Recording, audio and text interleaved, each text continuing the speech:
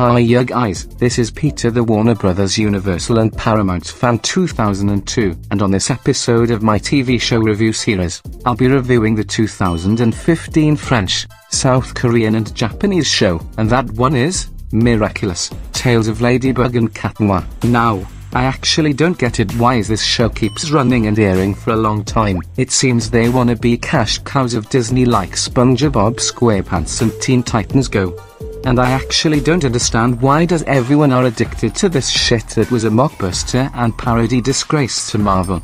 The show was started in 2015 in France, South Korea, Japan, and other countries. It is based on the Ladybug PV anime. The show was originally and currently airing on TF1 in France, as part of a TFU cartoon programming block. EBS1 in South Korea, originally aired on Nickelodeon, Nicktoons, Team Nick, currently airing on Disney Channel in the United States and other countries, Pop and Pop Max in the United Kingdom, ABC Me in Australia, Family Channel in Canada, and currently streaming on Netflix, Hulu, and Disney+. I actually don't understand why does everyone were addicted to Miraculous, Tales of Ladybug and Cat Noir. Now, I'll talk about the characters before I say it. First thing we have Marinette Dupain-Cheng, a superhero named Ladybug. She has an unhealthy obsession with Adrien, Cat Noir's alter ego. She usually stalks Adrien without him knowing. Thankfully, she stopped it when she got together with him. She sometimes acts irrational at times, as shown when she tried to deflect the false accusation of stealing Chloe's bracelet onto others who were also innocent. She sometimes abuses her powers as Ladybug to keep other girls such as Chloe, Leela, and Kagami away from Adrien. She can be a bit harsh towards Cat Noir, such as in Reflectile and the Miraculous New York movie. Even though she always learns her lessons, she rarely faces the consequences of her actions, making her an unsympathetic Karma Houdini. Ladybug said to Suhan that judging us based on your own fears but not on our actions is bad when revealing to herself to Adrien is based in her own fears. In The Puppeteer 2, she attempted to kiss Adrien as a statue. She also went into his room in the season 3 episode,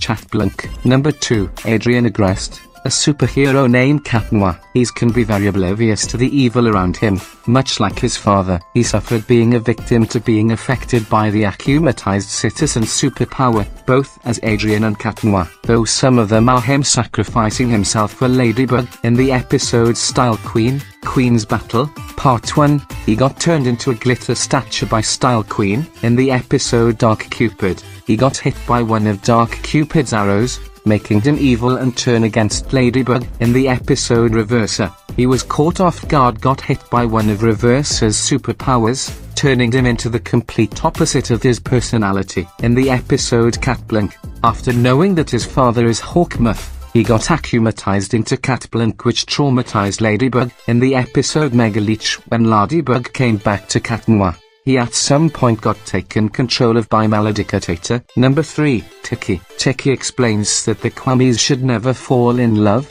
but now in the episode from Sandboy, she attempts to date Plague, which is considered a lie. She can be annoying sometimes. She is somewhat flanderized in Ladybug Cat Noir, the movie. And now we were talking about the worst characters in this show. Gabriel Agreste, aka Shadowmoth. When it comes to parenting, he was usually a strict parent who wants Adrien to be perfect at all times for no explained reason. He made Adrien learn fencing, piano, and Chinese and do modeling for his job, although he let Adrien quit. In Captain Hard Rock, when Adrien is playing the piano for him and misses one note, he forbids Adrien from seeing his friends even though he already promised he would. Sometimes he was neglectful towards Adrien. He never showed up to spend time with him. In The Bubbler, he couldn't even make time for Adrien's birthday, and he made Nathalie buy him a gift. He also refused to let Adrien have a birthday party. He only noticed that Adrien snuck out twice. He kept Adrien homeschooled for years against his wishes. This might be the reason Adrien's worst nightmare is being trapped,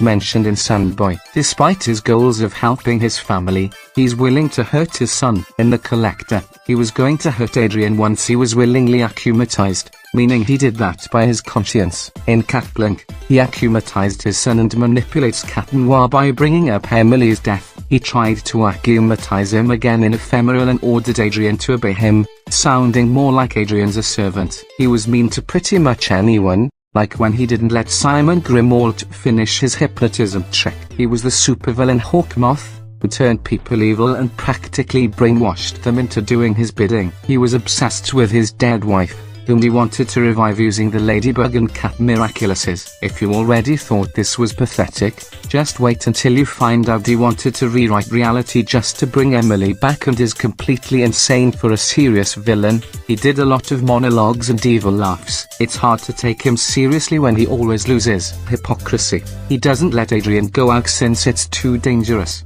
but he doesn't have any problem with Riposte trying to kill him. He had no remorse for hurting others. This works since he's a villain, but he liked seeing people get hurt and encouraged his victims' violent behavior, making him unsympathetic. In fact, he doesn't have any problem with Nathalie using the Peacock Miraculous for the majority of Season 3, even though she might die from it as Emily did. His designs as Hawkmoth, Shadowmoth, and Monarch are ugly, which is ironic since he's a fashion designer. His writing is inconsistent. In the first season, he was never worried about Adrian's safety near akumatized villains and he planned on taking over the world when it's later revealed that his goal is to bring his wife back to life. In Ikari Guzan, he wanted to have the Dragon Miraculous, too, even though it has nothing to do with his goal. He abused Noru by using his power for evil. 3 words. He's an idiot. For some reason, he kept on doing the same thing over and over rather than trying things that could work. Catalyst,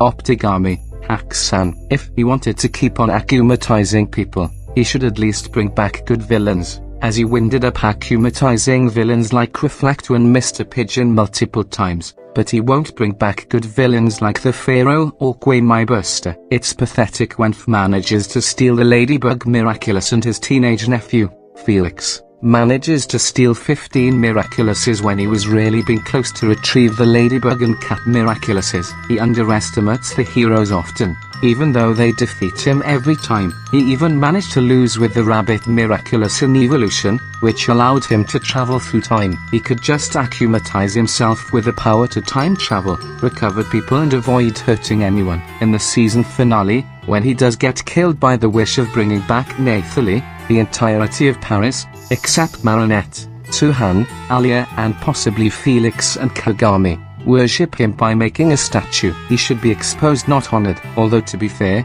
the Parisians knew very little about Gabriel being monarch or that he was the one who was behind the akumatizations. Next, Chloe Bourgeois. She is just another one of those cliché tilde copyright mean girl examples that have been done to death numerous times before. She thinks she can do anything she wants just because she's the mayor's daughter. She also thinks she can't be punished for her misbehavior due to being the mayor's daughter. It is shown in Confrontation that she uses her status to escape expulsion from school and in the process get the headmaster fired. She has the same crush on Adrien Agrast that Marinette has, but she's willing to hurt people to get close to him. No, actually, they both do that. She officially crossed the line when she locked Julka in a bathroom cell so she could get close to him in a school photo, resulting in her akumatization into Reflector. Speaking of which, she is responsible for about half of Paris akumatizations as well. Timebreaker, Lady Wi-Fi, Evilustrator,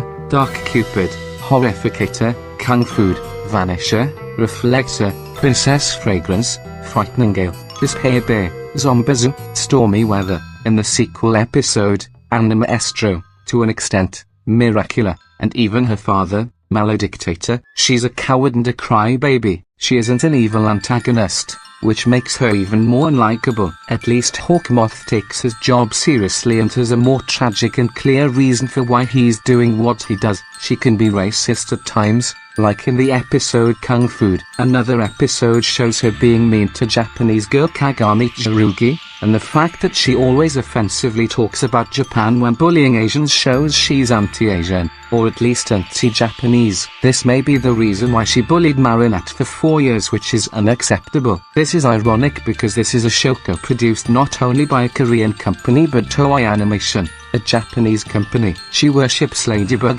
really knowing when to back off when Ladybug is taking something seriously. Hypocrisy. In Maledictator, Chloe gets upset over everyone teasing her for being a terrible hero, even though she's bullied everyone, most notably Marinette, for 4 years. She also cries about no one liking her even though that's her own fault. She was incredibly irresponsible when she first got her hands on the Beam Miraculous. She not only deliberately openly transformed in public, but she also put lives in danger only to try and save them, and even refused to give the Miraculous back to Ladybug. She even got akumatized while she was Queen Bee. While all of this was done to impress her mother, she went about it the completely wrong way. She's been torturing Marinette by being in her class for 4 years in a row. No joke. A good example of her being extremely mean to Marinette is in Zombizoo, where she simply scribbles on Marinette's bag when she was going to give it as a birthday present to Miss Bustier to sabotage her during delivery. And what do you think happened?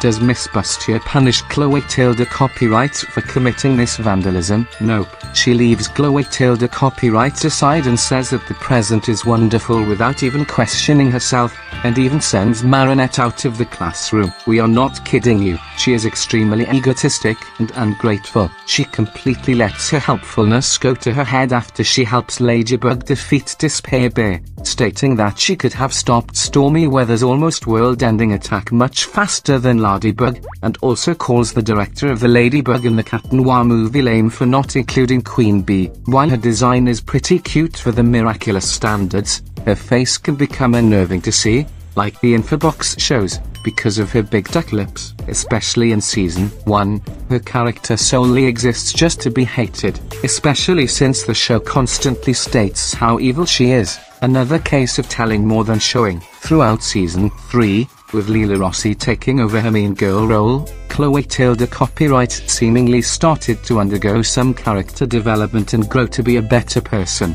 only for the season finale to have her turn evil once more just because Ladybug refused to give her the Queen Bee Miraculous and denied her offer to aid them in defeating her akumatized parents, becoming an antagonist once again. If you thought she was bad enough before Season 4, think again. The episodes Soul Crusher and Queen Banana show how even worse she's gotten, treating her half-sister terribly for no reason, locking Sabrina in a closet, pushing people to save herself from a villain, hijacking a movie out of jealousy for Zoe and ruining it with increasingly absurd demands, and worst of all, ending her friendship with Adrian, the one person who believed in her, when he sided with the others against her. In Queen Banana, she named herself Queen Banana. Seriously, she becomes useless in Season 5 as her character does nothing but complain about not having the Beam Miraculous. She is at her worst in Revolution and Derision, where in the former, she abuses her status as mayor and acts more like a dictator, and in the latter,